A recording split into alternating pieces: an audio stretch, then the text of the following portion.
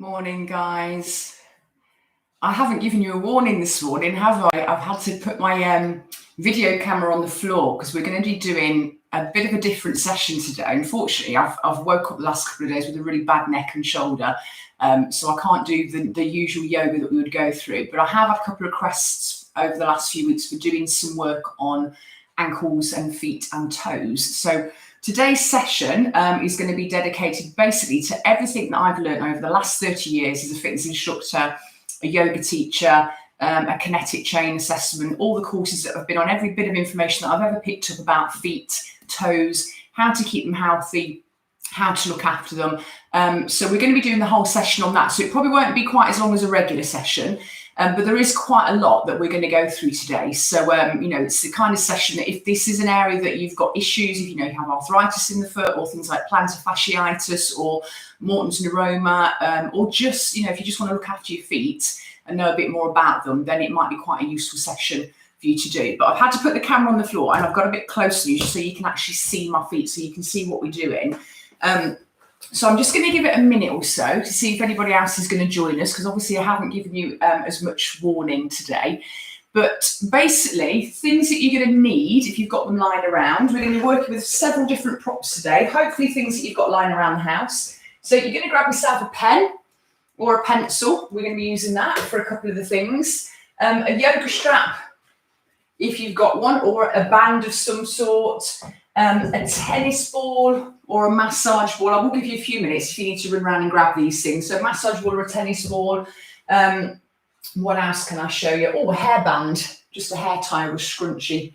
So I'm just going to show you ways that we can use all this stuff to just do some mobility work, some massaging, some strengthening work, and just how to look after our feet and keep them functioning. And I'm going to give you a bit of a tutorial on the foot itself. Now, disclaimer, I'm not a chiropodist. I'm just a fitness instructor, yoga teacher, but I have picked up many things over the years. And I've also had issues with my own feet over the years. So currently my issue is that I've got an arthritic big toe joint. And that's from years of being a boxing enthusiast, the pivoting that you do as a boxer. Also quite a lot of running that I've done over the years, horse riding, various injuries that I've had to my foot. And it's accumulated in me having a very arthritic big toe joint. So it made me very aware of how much of an impact that can have on the rest of the body. And it's a huge impact. And it's something which, we often tend to think our feet aren't really that important. We stuff them in shoes and we don't really pay a lot of attention. But trust me, if you do get issues with your feet, and I know there's a few of you out there that have had things like Morton's neuroma, which is something I've had in the past, or plantar fasciitis, or even if you just suffer from cramps, you know how debilitating it can be and how uncomfortable it can be. So I'm going to go through a various workshop on the feet, the toes and the ankle joints today, because they're all hugely important. So grab those items if you've got them at hand. If not, don't worry, you can just always watch this back at a later date. So I'm going to be doing most of the work just seated. I will show you some of the stuff in a chair, so you can do this sat on your sofa as well. But I'm just going to quickly go through the foot. I'm going to show you a picture. Now, hopefully you can see this. I'm going to put this on the newsletter as well, if not.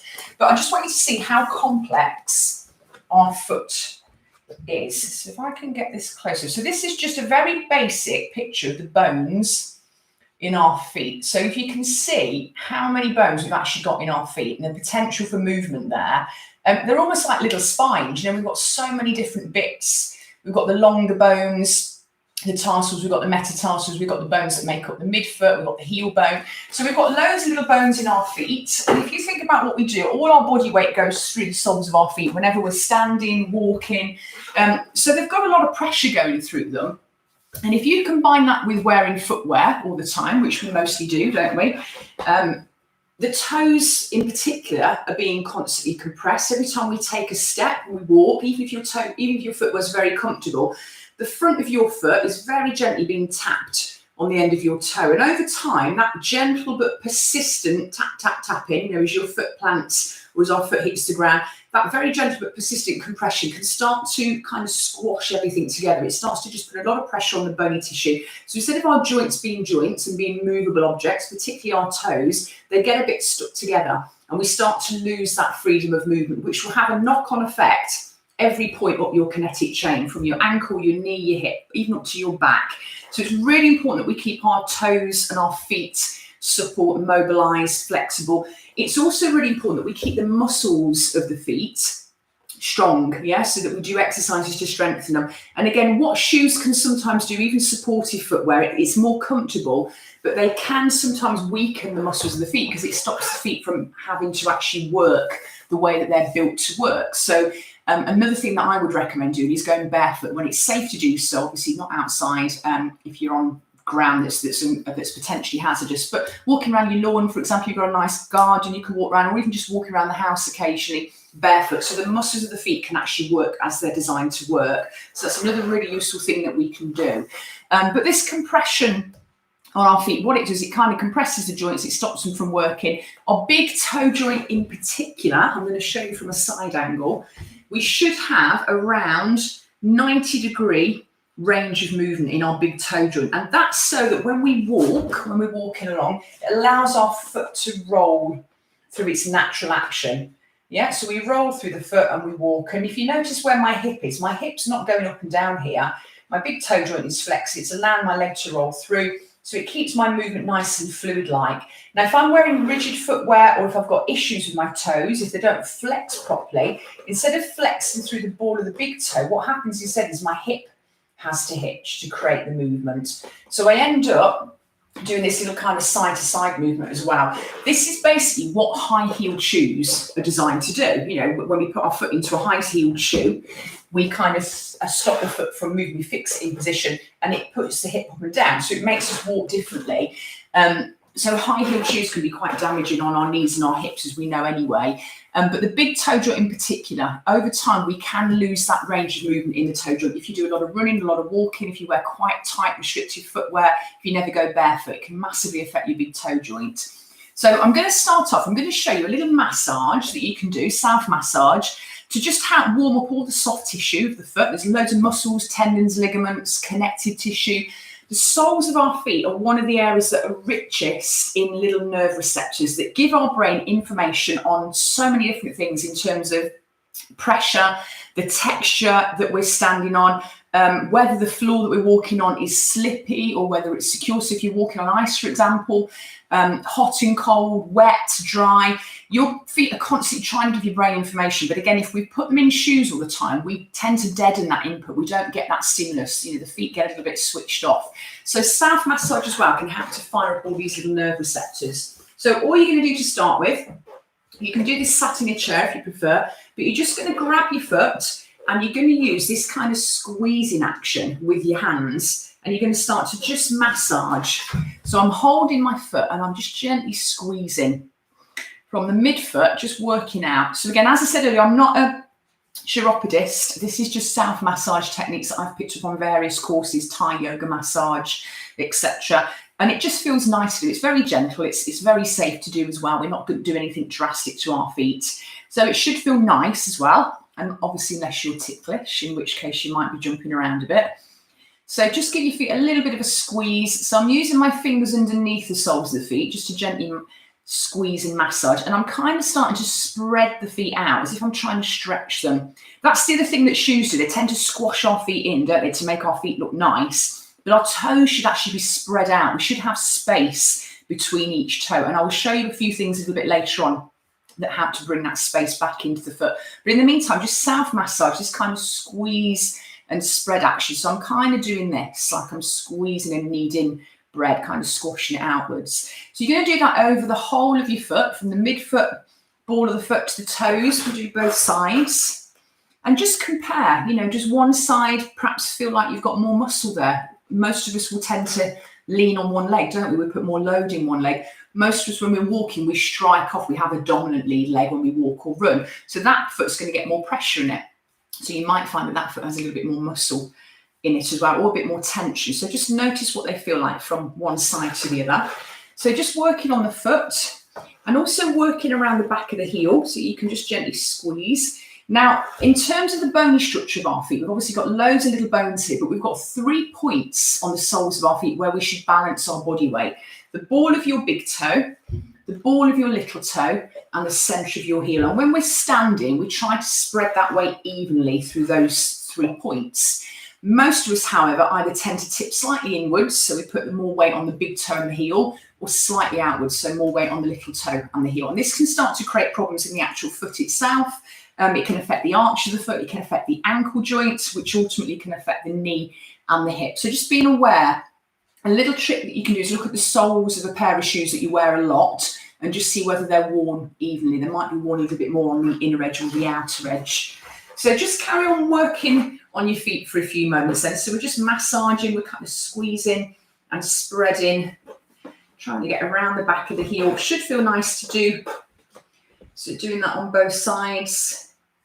So coming back to toe and foot issues. So as I said, I've got arthritis in my big toe joints. It's a bit of inflammation there. It tends to come and go. Most of the time I can manage it and it doesn't cause me a problem. Occasionally, you know, if I don't think about it, I'll move into like a yoga pose, into a lunge, or I'll step off it a bit too vigorously and it can be excruciating.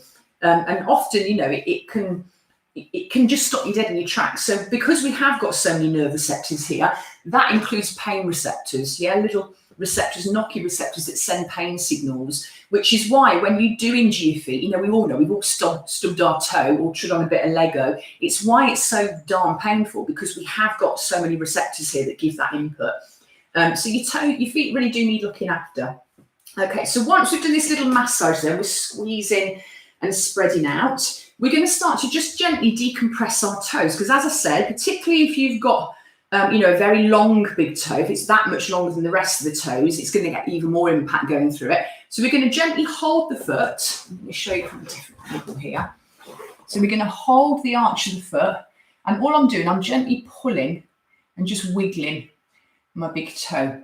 So I'm just trying to, almost as if I'm drawing it away, not too firmly, not pulling it to the point where it's hurting. You're just gently pulling and you're wiggling. So we're trying to create space back in this toe joint. And if you run your finger kind of around that area there, you should have a little bit of a dip there. Yeah, if you've got your correct joint, should be a little bit of a divot that just says that you have got that natural space in the toe. So we're just gently pulling. So I'm supporting my foot with one hand and I'm kind of pulling and wiggling my big toes. If I'm trying to just lengthen it out, create that space. And do this gently, get used to this. Like anything, if you suddenly go from never doing any work on your feet to doing loads of it, you're probably going to trigger off cramps and that kind of thing. So go gently with this. You know, warm your feet up first. You can even warm them up by putting them in a bowl of hot water, you know, with a handful of Epsom salts, something like that is a really lovely thing to do anyway for your feet. We're just going to wiggle. And then you're going to move on to your next toe. So you're just gently pulling and wiggling. And we're just trying to create this traction back in our toe joints. It should feel quite nice to do. So just working on that, doing both sides. So support the foot with one hand, gently pull, as if you're pulling the toes out from the foot, pull and wiggle. I can show you again from a different angle. Okay, hopefully you can see that. Okay, and you could even, you know, if you didn't have much time, you could just give the toes a bit of a pull generally, just wiggle them around. But we're trying to create more movement back into our toes. Now, the other thing with the big toe joint, I'll try and get a little closer here, is we've got that joint there, haven't we, across. So we've got this flexion that should go on as well. So we're trying to get that back. So just moving the toe there, just see what range of movement you've got there. Just folding the toe joint forward and back. Okay, so it should fold there and it should hinge about a 90-degree angle. So if your foot is vertical, the big toe should flex. So obviously, if you're miles off that, don't force it. You're going to work on this gradually. It might take even a couple of years to get that range of movement back, or to improve it. Don't worry if you never get there perfectly, but we just want to improve on what we've got, don't we, and keep what we've already got there. So we've kind of done our bit of our massage. We've done our little decompression. We're now going to release some of the tension in the arch of the foot. And if you've ever had reflexology, you know how important our feet are in terms of the link between the soles of the feet and the rest of the body as well. So this can actually be quite a beneficial thing to do generally, is just self-massage of the feet. It can stimulate all the acupressure points, and it can just be quite a nice thing to do. Like, it's quite a nice de-stressing thing to do, I find. But another little movement that we're going to do now. So I'm going to take my thumb, I'm going to place it just below the ball of my big toe, and I'm kind of pressing down and just working on that space between the ball of my big toe and the heel. So I'm kind of working through the arch of the foot. Now you might just want to do this on its own, just massaging that, or you could start from the middle and spread out. So we're trying to release tension in the sole of the foot, the muscles and the tendons in the sole of the foot. And I will show you another way of doing this in a moment. We're using tennis balls and massage balls. But once you've done that, to increase your range of movement in your toe joint, if you do find that it's really rigid and you've just got no movement at all, I'm going to get a little closer to the camera again. So we're going to pin. So I'm pressing my thumb just underneath the ball of the big toe, and I'm just going to very slowly stretch my toe back and then release it. So I'm pressing down, I'm kind of pinning into that muscle, and I'm gently stretching just to try and increase that range. If you do feel like you've got a lot of tension there, and even just doing that, I can feel that that's rigid, you know, that's a real tight area. And it should be strong, as I said earlier, we want strength there, but sometimes there's a difference between strength and just rigidness in our muscles. We want all our soft tissue to be a combination of strong and supple, don't we? Then it works better. We don't want it to be so strong that it's just rigid and there's no movement there. Okay, so we're just trying to increase the flexibility this area here in the sole of the foot, between the ball of the big toe and the heel. So we can work on that area a little bit as well. Okay, so once we've done all of that, we're just going to give the toes a little wiggle to see what movement you've got here. And we're just going to quickly move on to our usual ankle mobility. So you can do this seated. You can just grab your legs, lift your feet, or do one leg at a time. Or if you're on a chair, you're just going to start pointing and flexing your feet forwards and back. So we're just working our ankles. So as we know, our ankle joint is kind of the first joint as we come up our kinetic chain, our link between each joint and the next, that's designed to be a bit of a shock absorber between the floor and our body, basically. And if it's rigid, if it's compressed, we just end up putting more impact into our knees, into our hips, into our spine. So keeping your ankles supple by doing your mobility drills regularly, very beneficial to do, especially if you suffer from any kind of knee issues, if you do a lot of running, walking, and it's on hard terrain in particular. The other thing is keeping the direction of movement. So we're going to circle as well. I'm going to roll the feet out. Okay, circling out and around.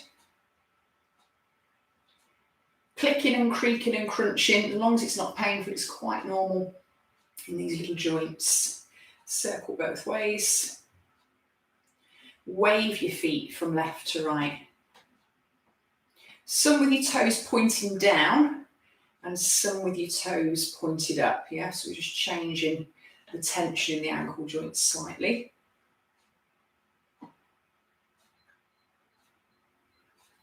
Okay, and again, wiggle your toes. Just start to relax the toes and the feet.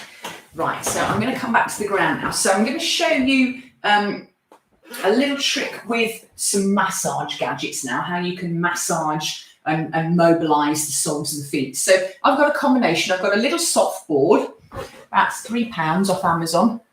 So it's just a squishy, kind of what we call a little therapy board. It's just made of like a squishy rubber. So I've got that. If you haven't got that, you could use a tennis ball. You could probably even use a golf ball, but just be careful because they're obviously very hard. And all we're going to do now is just use it to just roll. And again, as I said, you could do this sat on the chair. You could do it sat on the edge of your bed, sat on your sofa.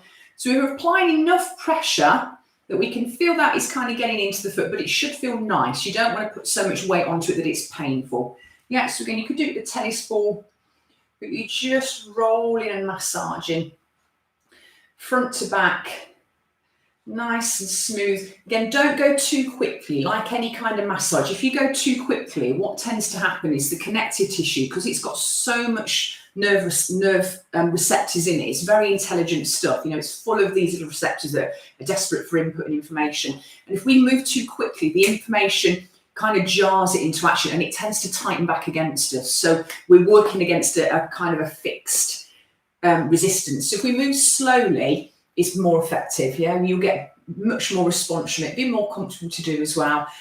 This kind of thing also is great for circulation. So if you've got diabetes or anything like that and you need to increase circulation flow to your feet, again, self massage, this kind of thing can be really useful to do. Little and often, never do loads all at once with anything. So we're just rolling And you could do this for, 5 or 10 minutes if you wanted to.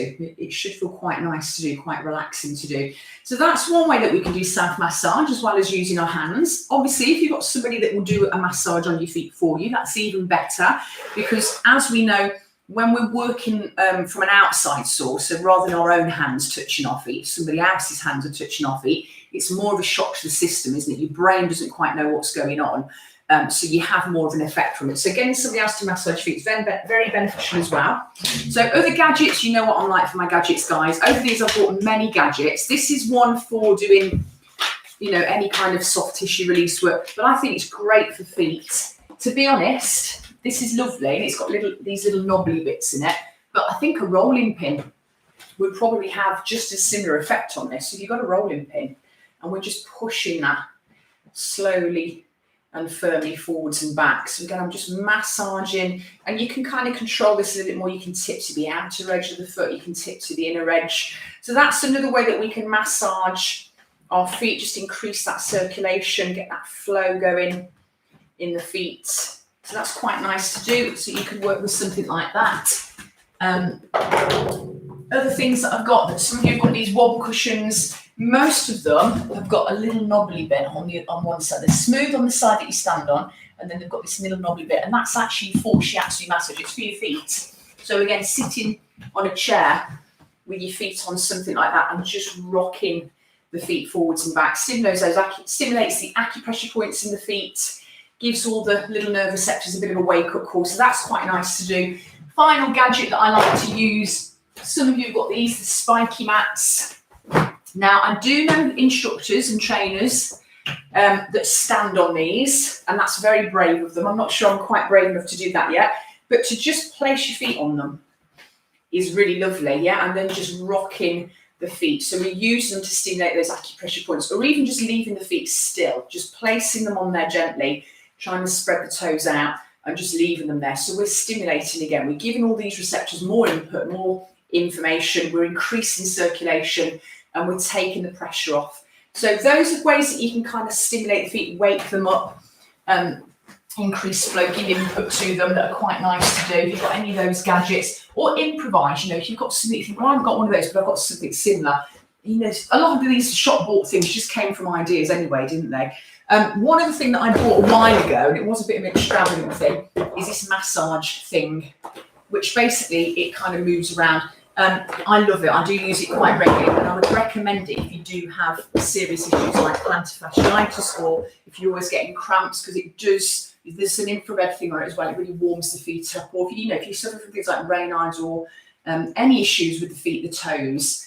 So that's a couple of things that we can do. Now I'm going to move on to another thing, toe separations I mentioned earlier. So we need to create this space between our toes, and unfortunately shoes tend to squash them up, don't they? If you take your shoes off, if you've had a pair of trainers on or a pair of shoes all day long, take them off, good chance that your feet are all squished together. They tend to mold into the shape of the shoe. What our feet should be, get your pen now, this is where you're going to use your pen for one of the things. Our foot, the line from the inner edge of our foot, I'm going to show you on my good foot, and then I'm going to show on my bad foot. So it should more or less follow that line. So if you can see from there, my big toe pretty much sits quite nicely against the pen. Yeah, I've got a fairly straight line on my left foot from my foot. So if I put a pen on the floor, I'm trying to get in camera shot here, and I line my good foot up against it, it's a pretty straight line. It's nice and straight there. If I, however, go onto my bad foot, so this is my arthritic toe now, which the bone is bigger because of the inflammation I've got there. So over time, what's happened is the toe starts to curl in. So if I do it on this foot, I don't know if you can see the difference now, but I can literally get my finger between the pen and my toe. So that toe joint has started to come inwards. It started to collapse inwards. So instead of it being straight, which again will affect my gait when I'm walking, because the toe curls in, my pressure is going to tend to be pushed across my foot. Instead of going squarely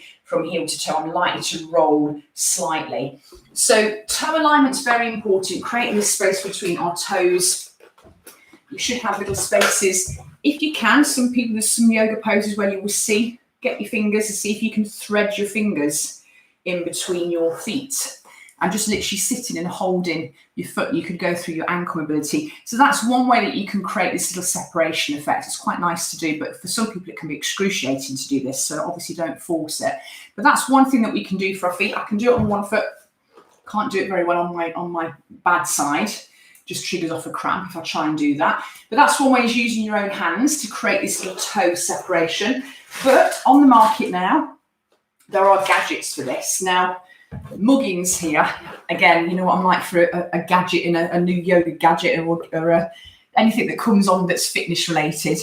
Yoga Show, probably 15 years ago now, these came on the market. Yoga toes, they're called. And most of you have seen these. And they cost me £37, right? And my husband was not happy. 37 quid. Bit of silicone. Pop it over your feet. Do it when you're in the bath. They go on a lot easier, or put some cream on your feet first. And then you just keep them on there for 10 minutes, 15 minutes, and they create that spatial effect. Okay, and they're a bit weird to start with, and they feel a bit odd, so build up to it gradually. But that's one way of just training the muscles in the feet to stretch out again. I wouldn't walk around the house in them necessarily, because it's quite an unnatural stretch, and you might find that it affects your knees and your ankles. But just to sit on the sofa, or to, as I say, sit in the bath when your feet are nice and warm. So that's your yoga toes, the official ones, the first ones that came out. They come in a lovely fancy box. You get a leaflet how to use them. It's quite self-explanatory though. £37 they cost me 15 years ago. These ones I got from the pound shop about 5 years ago. And they're not quite as easy to get on. They're a bit more of a fiddle, but they're exactly the same. They do the same thing. So, you know, if you're going to invest in some of these, even Boots, I think Boots do them for 4 or 5 quid.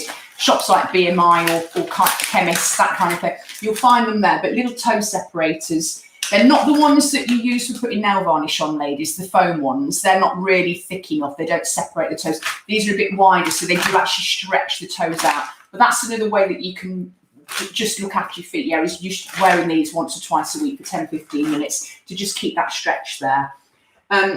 So another thing that we can do is the hairband. Place the hairband around your big toes. I'm going to move back because again I'm in shot.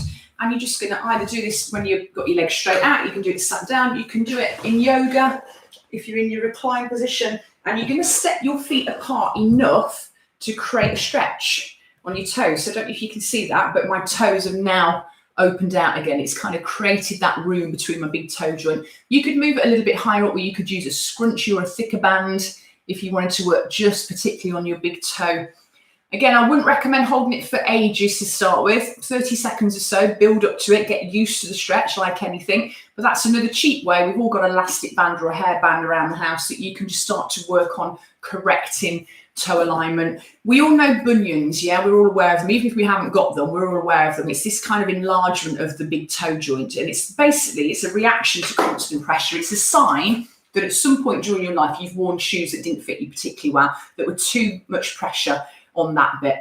And so over time, what happens, you know, first of all, you might have got a blister, and then you broke the shoes in, so say they became comfortable, but they were still pressing on your foot. You know, if they were giving you enough jip to cause you a blister, the chances are they were probably going to continually cause problems with the feet. And so over time, what happens, the bone gets laid down, it gets thicker and denser, so we get this bunion, yeah, we get this big enlarged bone there, that we get more bone there than what we should have really. And then again, as I said earlier, that will encourage the toe to start to tip in, which over time will change the gait, change how you walk around. So just being aware of your footwear, and it doesn't have to be tight shoes. I mentioned tight fitting shoes. You might think, well, I wear really comfortable Crocs or something like that. It's also footwear that's not particularly supportive, that allows your foot to move around. I went through a bit of a phase of wearing welly boots that are a couple of sizes too big for me, just because, one, I could get more socks on in the winter to keep my feet warm, but it also meant that when I was running back and forth from the field to the house, I could just kick them off easily if they were muddy, and it was just easy for me to work that way. But over time, because of the movement of my foot in the welly boots and walking around on slippy mud and pushing wheelbarrows and stuff, that's what triggered off a Morton's neuroma for me. I'm convinced of it, because as soon as I stopped wearing them, it went. And a Morton's neuroma, it's like it feels like you've got a stone in your shoe all the time, but it's actually in your foot. It's a little bundle of nerves that have inflamed between normally the third and fourth toe joint, but it literally feels like you've got a stone in your shoe. It's very uncomfortable. and it can last for months and months. But again, often with that, it can be footwear or poor footwear choice that's triggered it off.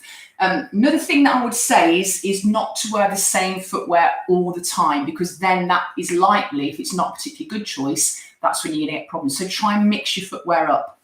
You know, kind of, if you've got a pair of trainers, don't wear them every day. Try and wear them every other day, or get 2 pairs. Or if you love to wear boots, for example, get a couple of pairs so you can mix and match them, so you're not putting exactly the same thing.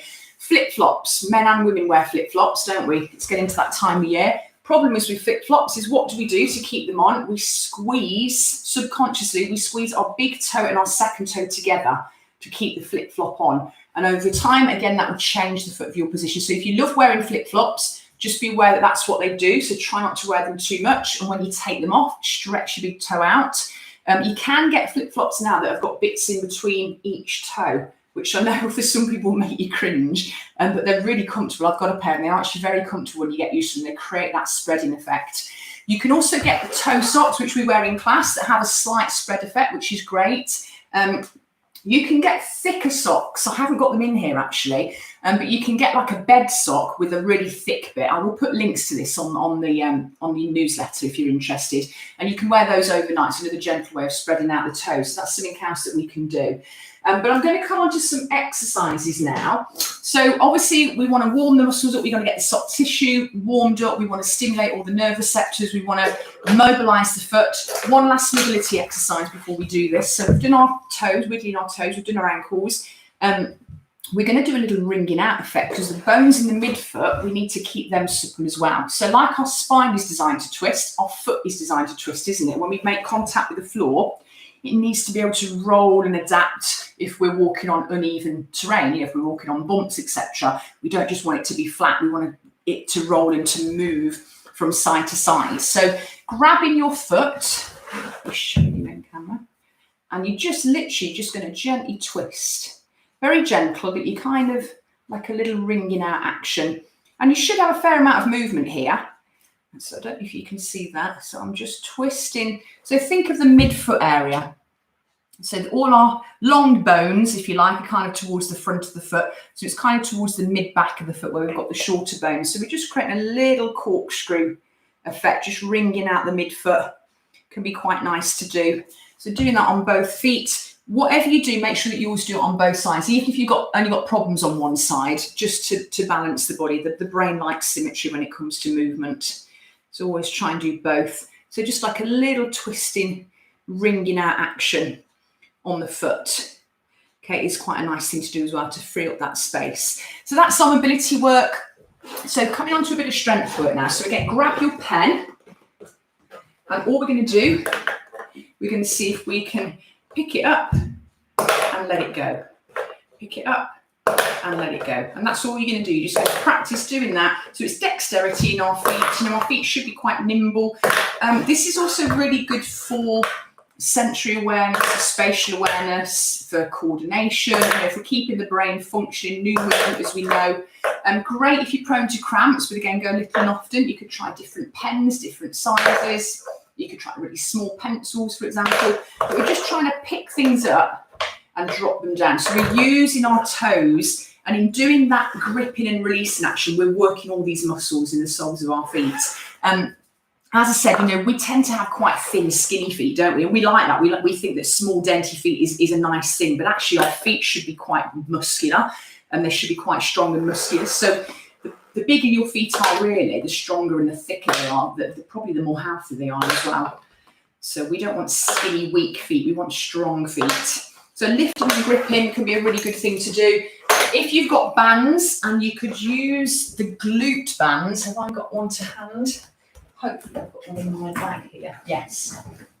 So if you've got these glute bands, these stretchy material bands, or a good old-fashioned Dyna band, you're going to take that around the ball of the foot so that it covers the ball of the foot and my toes, and I'm pushing and relaxing. So I'm going to show you from a couple of different angles. So I'm holding it to keep the tension there, but I'm pushing my toes away and then I'm relaxing them. So again, I'm working that flexion extension on my toe joints, but I'm just adding a little bit of resistance onto that. So that's with a glute band, material band, old-fashioned liner bands. You don't see these quite as often nowadays, do you? But they're still great tools for rehabilitation work. So again, I'm just pushing and relaxing, pushing and relaxing. And you could even push and hold for a couple of seconds and then stretch back and hold. So we want to work on strengthening the muscles of the feet by doing this. Also quite useful for ankle strength. Yeah, you could include ankle work. That's going to be strengthening your lower leg, your calf, your shins, etc. So that's quite a nice thing to do. Just look at your ankle joint when you do that. Make sure that you're keeping it balanced, or that you're conscious of where it is. You know, you might want to work the outside because you've been told to, or the inside, but just be aware of the movement that you're doing. You're trying to keep it quite squared up if possible. So that's how you can do some strength work on your feet. Other strengthening exercises, and I'm probably going to go off shot now, my head anyway, is to just do your tiptoe work. So just literally rocking up and down, controlling that. And again, trying to feel that you're lifting with the weight balanced from big toe to little toe. If that's dead easy for you to do, you could lift up and you could peel the front of the foot. So we're going from one to the other. So again, this is incorporating lower leg, shins, ankles, as well as toe and footwork, but it is going to be strengthening the muscles of the feet. Now to stretch these areas out, again, we could use straps, yoga bands, dyno bands, and you're going to grab the ball of the foot and you're just going to pull the foot towards you. So we're stretching the calves and you can push away and create that resistance. So a couple of little stretches that we can do for the feet. We can even stretch the tops of the feet if you feel that your tension is there. That can be quite common for people that wear, you know, those killer heels. I'm talking, you know, nowadays you see young girls with these huge high heels, you know, 6 inches or so. And if you think about a real shortened position, so if you think a high heel shoe is going to shorten our calves, isn't it? So we need to lengthen out afterwards. But if you've got a really severe angle, you're shortening the muscles in the front of the foot between your toe and the front of the foot, aren't you? You know, that's the position that it puts in. So it is important that you stretch that way. And the easiest way to do that is to just have your foot folded back here. So we're getting that nice stretch that's coming into the shin as well. So, you know, I'm not saying heels shouldn't be worn. I used to love wearing heels. You know, very much you could catch me running around a dance floor, going back a fair few years now, but with a pair of 5-inch heels on, and I could run around and you know, jump around, no problem at all.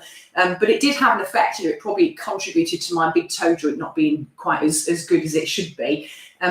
So just being aware of whatever footwear that you do wear, you know, try and just think, well, that's doing this to my foot. I need to do this to counter it, so that you're less likely to have a problem with it in later life, because these things do catch up with you, trust me.